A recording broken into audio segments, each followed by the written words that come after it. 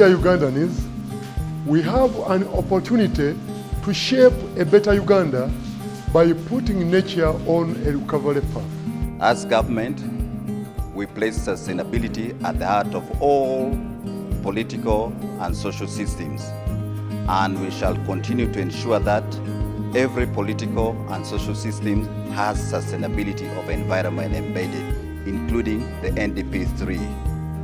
Nature is our life and our economic support system. Therefore, as Ugandans, we, together with government, must take environmental protection very seriously.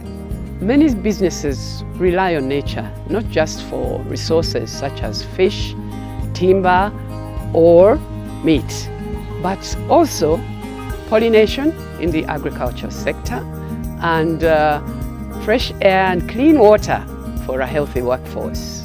Let us transition to sustainable practices of agriculture, fishing, forestry, infrastructure and extractives for us to achieve clean water for all Ugandans, food for all Ugandans, diversity of life in the wild, stable climate, and human health and well-being.